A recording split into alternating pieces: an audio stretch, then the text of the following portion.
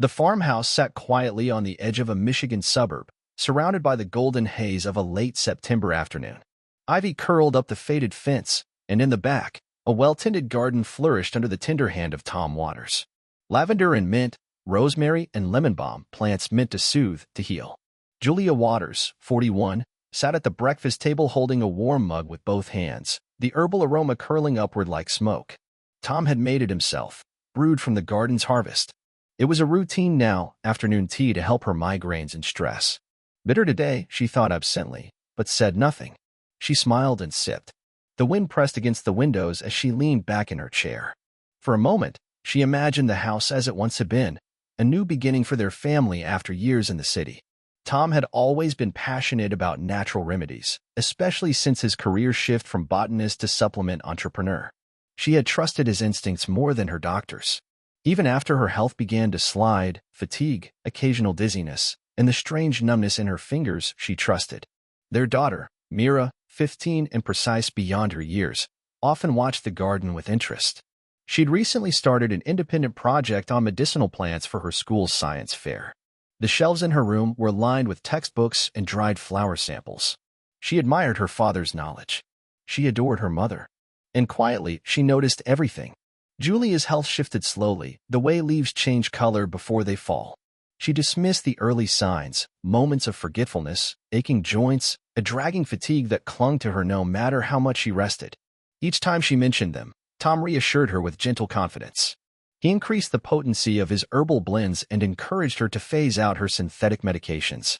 "You don't need those chemicals," he'd say, placing a cup beside her. "This is what your body really needs." It felt comforting at first. He knew so much about plants. She told herself the teas were helping, that she simply needed to give them time. But the symptoms persisted. Some days, her hands trembled as she tried to tie her hair back. Other mornings, she struggled to remember what she had just read. There were nights she would fall asleep on the couch and wake with cotton mouth and blurred vision. Still, she drank the tea. Still, she believed. Even her dreams had changed. She found herself waking in a cold sweat with fragments of twisted gardens and suffocating vines clinging to her memory. The nights had become heavier, longer. Her body no longer felt like her own. Tom remained steady, a quiet presence. He brought her vitamins in the morning, tea in the afternoon, and herbal capsules before bed. He told her that healing came in cycles. He told her the worst symptoms were signs that the treatment was working. That detoxification required patience. She nodded. She trusted. She didn't question the source of her decline, only its timing. There were days when Julia sat motionless in the sunroom, staring through the glass at the garden she once tended herself. The view had once brought her calm. Now it seemed foreign, overgrown in places. Unfamiliar plants had appeared, creeping into corners that had once held cheerful marigolds and basil. The smells had changed too. The breezes that carried the scent of mint and lavender now brought sharper, acrid notes. Sometimes she stood near the window and watched Tom dig into the soil with methodical focus, labeling small pots with names she didn't recognize. She wanted to ask about them. She didn't. Instead, she stayed quiet, unsure whether the change in the air was in the garden or in her own head. Small things began to vanish. A scarf she loved. Her favorite wooden hairbrush. Prescription bottles she thought she'd tucked safely into the back of the bathroom cabinet. When she asked Tom, he would shrug. Maybe she misplaced them. Maybe Mira had borrowed something. Her reflection began to change. One morning, she stared into the bathroom mirror and barely recognized the woman blinking back, cheeks hollow, skin waxy, eyes dull and lined with shadows. The kind of face she'd seen in the hospital before, on patients with chronic conditions and no diagnosis. Mira watched her mother change. She watched the vitality fade from her face, saw how her once quick footsteps slowed, how she winced after sipping the tea. Her curiosity about plants had deepened into something more urgent. She began researching toxic herbs in earnest, how small doses over time could mimic chronic illness. Her notes filled 3 spiral notebooks, cross-referencing symptoms and alkaloid effects. She stopped trusting casual explanations. She started measuring her mother's behavior with the detachment of a scientist, logging her energy levels and appetite day by day, comparing them to whatever new herb Tom added to the kitchen shelf. At school, her teacher encouraged her growing fascination. Mira built charts, drew molecular diagrams, and labeled everything meticulously. Her classmates teased her about her intensity, but she didn't care. Something had shifted inside her. A quiet suspicion had begun to grow roots. Then came the night she saw Tom boiling something in the kitchen at midnight. She had gotten up for water, barefoot and silent, and saw his figure hunched over a saucepan, slowly stirring a thick amber liquid. The smell was metallic. She crept back upstairs without being seen. One Saturday morning, Mira helped Tom in the garden, pruning leaves and gathering herbs. That's when she saw it, tucked behind the greenhouse, partially hidden by taller stalks. It didn't belong. The plant grew near the compost pile, its leaves matte and ovate, its berries dark and glossy like beads of ink. Mira studied its flowers, then clipped a small stem and took it to school for identification. The petals were distinct, the shape unmistakable. Atropa belladonna. Deadly nightshade. She held the sample in her palm, the realization blooming with cold certainty. She knew what it was capable of: blurred vision, hallucinations, slowed heartbeat. Death, in sufficient quantities. And her mother had been drinking unfamiliar teas, taking unlabeled capsules. The puzzle pieces clicked into place, but the picture they formed was monstrous. That afternoon, she wandered through the garden again while her parents napped. She wasn't looking for anything in particular, she was looking for confirmation. Hidden in plain sight were plants that didn't belong in a healing garden: foxglove behind the rain barrels, a patch of datura by the compost. They weren't accidents. Not even mistakes. They were planted deliberately. When she got home, her mother was lying on the couch with a damp cloth over her eyes. A half-drunk mug of tea sat on the table, its surface coated with a faint oily sheen. Mira picked it up and carried it to her room. She poured the rest into a glass vial she had saved from a failed experiment weeks earlier. Then she sealed it, labeled it, and hid it under her bed. Her heart beat like thunder as she paced the floor. The quiet house felt suddenly menacing.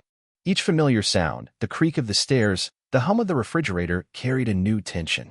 That night, a bird flew into her bedroom window with a hollow thud and fell dead on the porch. The omen did not feel metaphorical.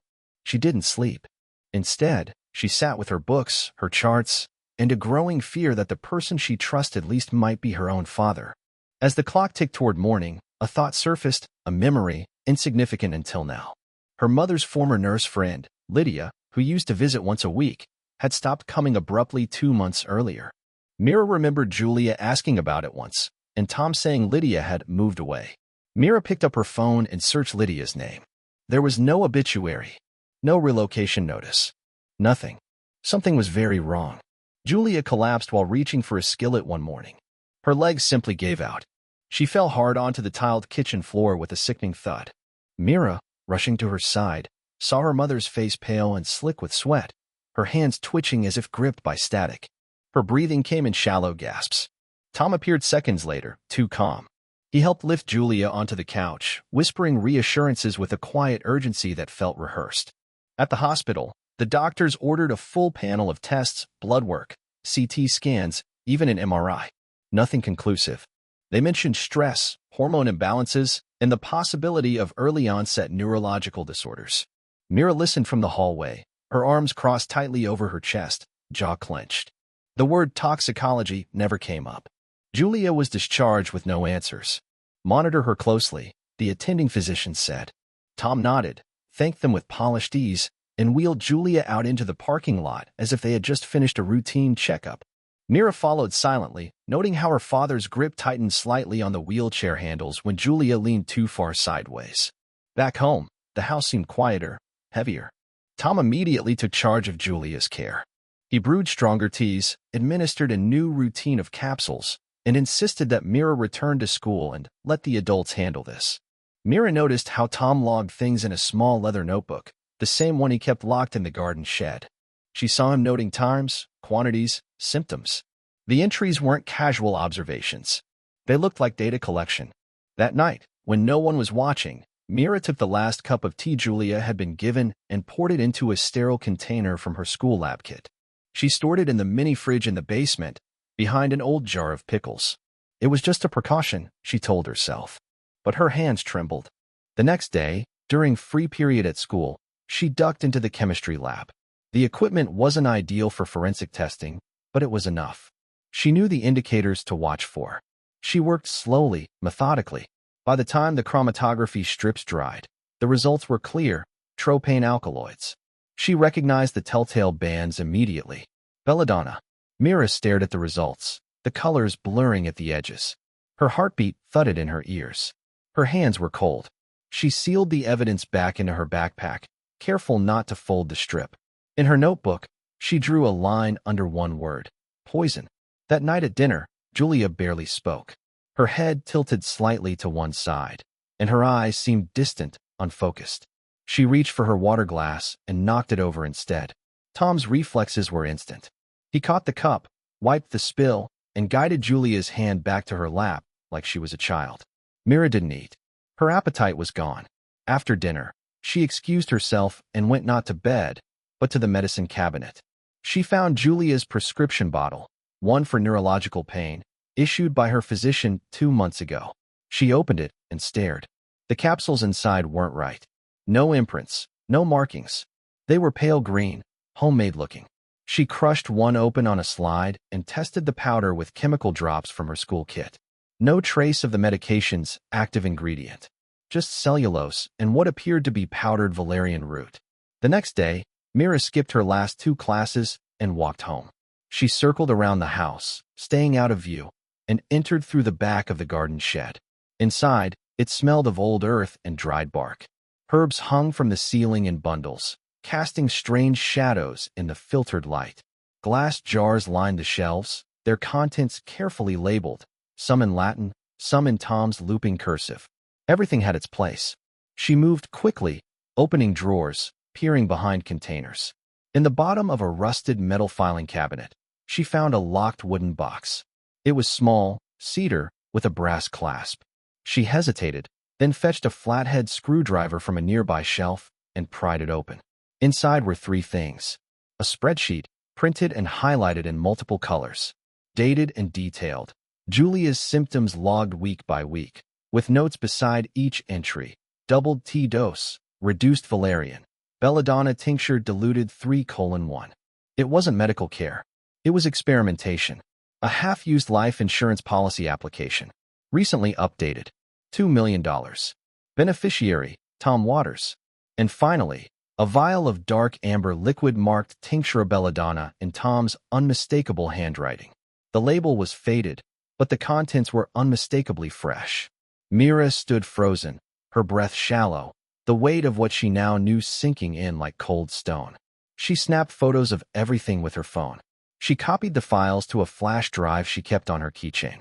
Then she left the shed, locking it behind her as she found it. That evening, Julia sat curled up under a blanket on the living room couch. Her color was worse. Her lips were slightly blue. Her fingers twitched involuntarily every few minutes. Mira sat beside her, her stomach twisting. She wanted to scream, to yank her mother to her feet and run. But instead, she reached for the cup of tea Tom had brewed and carried it into the kitchen. She poured it down the sink and refilled it with warm, filtered water. No one would know. Then she replaced Julia's pill capsules with ones she had made at school, using sugar and harmless powdered herbs. The same color, the same shape.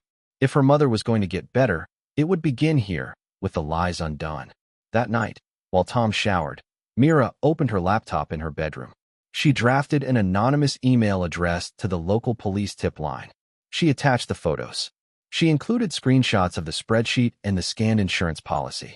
She linked the GPS coordinates of their house. She described the symptoms: the belladonna, the substitution of pills, the ongoing manipulation. She sent the email using her school's VPN and a temporary address. Then she wiped the browser history and cleared the recycle bin. She shut her laptop and pressed her forehead against the wall. A cold shiver ran down her spine. A clock had started ticking. She was no longer just watching. She was fighting back. The following day, Tom suggested they have a family lunch in the backyard. He grilled chicken and seasoned it with herbs from the garden. Julia sat under the patio umbrella, her face dappled with sun and shadow, a soft smile painted onto her lips. Mira watched every move Tom made, every sprinkle of seasoning, every hand that brushed a leaf. Julia didn't eat much, and halfway through the meal, she grew faint. Mira caught her before she slid from the chair. Tom rushed to her side, urging Mira to go inside and get cold towels. Mira didn't move. She stared at him until he looked away. That night, Julia began to sleep longer. 12, sometimes 14 hours. Mira replaced every tea bag, every capsule. She set up a hidden camera in the living room, aimed at the tea cabinet. 2 nights later, the footage revealed Tom opening a drawer, pulling out a small vial, and adding a few drops to Julia's tea while she rested on the couch. Mira didn't cry. She watched it 3 times. Then she copied the footage to her flash drive. She knew this wasn't just poisoning. This was methodical. It was timed. It was practiced. It wasn't desperation, it was design. That night, while Julia lay asleep and Tom sat outside on the porch reading under a string of lights, Mira wrote a second email. She included the video. She marked it urgent. Then she sat in her room, the door locked, her phone on silent. Hours passed. Just past 2 a.m., she received a reply. We've received your report. Stay put. Do not confront him. Officers have been dispatched. Mira exhaled for what felt like the first time in days. Downstairs, a creak. Footsteps in the hall. She held her breath. The doorknob rattled, then stopped. Silence. The clock beside her blinked forward 1 minute. She waited in the dark, eyes wide, heart hammering against her ribs. In the silence, the leaves rustled outside. The scent of rosemary drifted through her open window. The garden was still growing, but so was something else. And this time, it had a name. The morning after the silent night, Mira woke not to the sound of birdsong but to the low thrum of tires crunching gravel. Police cars, 2 of them, pulled into the long driveway like cautious predators. Their lights weren't flashing. Their sirens were off. The only signal was the unmistakable tension in the air, an electric hum that told Mira the moment had come. From her bedroom window, she saw 2 officers step out. 1 male, 1 female. Bulletproof vests. Calm expressions. Not alarmed, not rushed. Professional. She slipped downstairs in bare feet. Julia was still asleep on the couch, her breathing shallow but steady. Tom was nowhere in sight. The knock on the door was firm, deliberate. Mira opened it. We received a report, the female officer said. Are you Mira Waters? Mira nodded. The officers entered, quiet and efficient. They asked where Tom was. Mira pointed toward the backyard. 1 officer stayed with her and Julia. The other went through the kitchen, past the garden view window, and into the sunlight. Minutes passed. Then footsteps returned. Tom, flanked by the officers, looking composed, even faintly amused. Is this some kind of misunderstanding? He asked. But his eyes flicked to Mira. Mr. Waters, we have reason to believe. I'd like to speak to my lawyer, he interrupted. The arrest was swift. Cuffs. Miranda rights. A final glance toward Julia before he was led out the door. Mira closed it behind them. What followed blurred into hours. Paramedics arrived. Julia was transported to the hospital under protective watch. Police searched the shed, the kitchen, the upstairs cabinets. Mira handed over the flash drive, the physical T sample, the spreadsheet printout. Every detail. Every secret. Later, an officer knelt beside her in the now empty living room. You did the right thing, the woman said. Her voice was soft, without condescension. Mira didn't respond. She stared at the tea cabinet, now open and empty. Over the next few days, everything moved at once and in slow motion. Interviews. Paperwork. Julia's blood work confirmed low-level poisoning, atropine, scopolamine, and others. Traces of hyoscyamine. Everything Mira had suspected, proven by lab data. The toxins were subtle, slow-acting, and cumulative. Designed to mimic illness, not cause alarm. Tom's notebook matched his handwriting on the vial. His computer showed internet searches for plant-based toxins, life insurance loopholes, and how to induce coma with herbal sedatives. In a deleted folder, police recovered draft emails to an unknown recipient, later identified as a woman named Marissa Chen. The tone was casual, conspiratorial. Almost done, one email read. Just need her out of the picture. He had confessed, partially. Claimed he wanted to reboot life. Claimed Julia had held him back. Claimed the garden was his real legacy. That Mira would understand one day, when she was old enough to see what the world really was. Mira sat through the trial. Every day, she heard the prosecutor describe in cold, factual language what she had uncovered through dread and instinct. She watched Julia testify, fragile, tearful, shaking. Her voice cracked when she spoke about how she stopped trusting her own body, how she questioned whether she was losing her mind. And Tom? Tom was impassive. Even when presented with the footage, he blinked slowly, like a man waiting for a train. He didn't deny the recordings. He didn't apologize. He spoke only once, during sentencing. I thought I could fix everything, he said. That garden was the only thing that ever grew the way I wanted it to. The courtroom stayed silent. The verdict came with little fanfare. Guilty. Attempted murder. Insurance fraud. Reckless endangerment of a minor. He never looked at Mira. The house remained a crime scene for weeks. Investigators cataloged every item, photographed every room, unearthed a shallow buried container under the garden shed. Inside, sealed bags of dried herbs banned for private use. One forensic specialist said it resembled a field lab. Mira didn't go back. The garden was torn out. The shed demolished. The house sold to a developer and slated for demolition. The neighbors avoided eye contact. Some sent letters. Others left voicemails they didn't have the courage to deliver in person. Mira and Julia moved to a smaller home, closer to the city. A single-story rental with no garden, just a patch of grass and a neglected hydrangea bush. Julia started physical therapy and trauma counseling. Mira received a certificate from the police department for her bravery. She kept it in a drawer, unopened. They started over with nothing but a few boxes and silence. It took months before Julia could climb stairs without help. Mira stayed up most nights, reading, researching, watching. She learned to identify poisons by sight, learned to test for them without a lab. She didn't trust the world anymore, but she trusted herself. In late spring, Mira started growing basil on the windowsill. Then thyme. Then a tomato vine. Julia smiled weakly the first time she saw them. No garden. Not yet. But someday. Because some seeds, even those born in shadows, can grow into something new. And Mira knew how to tell the difference between what heals and what harms. A year passed. Summer returned with its usual insistence. Bright, relentless, and buzzing with green. In the modest backyard of their new home, a narrow raised bed overflowed with life. Basil, lavender, marigolds. A line of tomatoes curled toward the trellis, and a single thriving rosemary bush stood in the corner like a quiet sentinel. Mira stood barefoot in the dirt, holding pruning shears, a faint trace of dirt smudged across her cheek.